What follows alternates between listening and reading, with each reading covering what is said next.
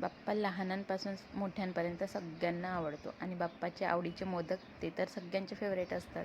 तर hi hello, मी किशोरी तुम्हा सगळ्यांचं अगदी मनापासून स्वागत करते आपल्या नवीन एका व्लॉगमध्ये. आणि सुंदर अशा दिवसाची सुंदर सकाळ झालेली आहे. हे दृश्य तर मला रोज पाहायला मिळतं. आणि आज आहे चतुर्थी, संकष्टी चतुर्थी. आणि पहा मला भेटायला कोण आली, तर माझी बेस्टी आलेली आहे. अनिता नाव आहे तिचं. तर आम्ही इथे सगळी डिश आमची उपवासाची रेडी केलेली. साबुदाण्याची खिचडी, दही घेतलेलं, केळी तिनेच आणलेली.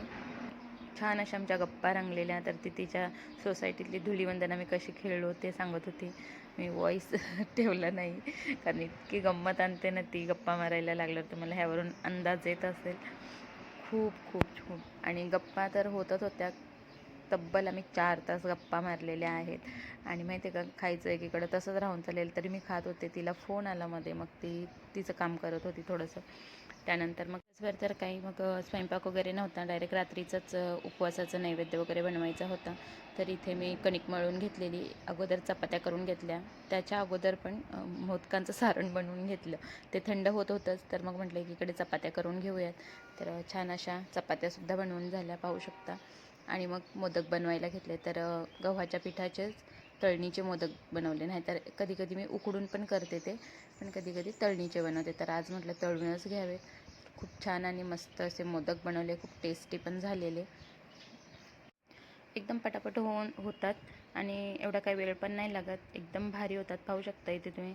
मस्त असे मोदक रेडी आहेत आणि 11च बनवलेले, जास्त काही बनवत नाही बसली. आणि मस्त तेल गरम करून घेतलेलं आहे. त्यामध्ये छान तळून घेतलेत खरपूस, गोल्डन रंगाचे होईपर्यंत. पुढे दिसतीलच.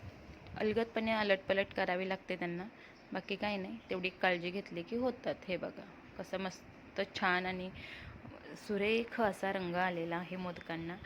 तर पाहू शकता, असं वाटतं ना खायला पाहिजे. तुम्ही पण बनवा. आणि हो, माझ्या जर व्हिडिओ तुम्हाला आवडत असतील तर लाईक करत चला, कमेंट करत चला आणि तुमच्या मित्रमैत्रिणींसोबत शेअर करत चला. तसं स्वयंपाक रेडी झाला, मग देवाला नैवेद्य दाखवून घेतलं. ह्यांना दोघांना जेवायला दिलं आणि मी चंद्रोदयाची वाट बघत होते, पण चंद्रोदय खूप उशिराने झाला.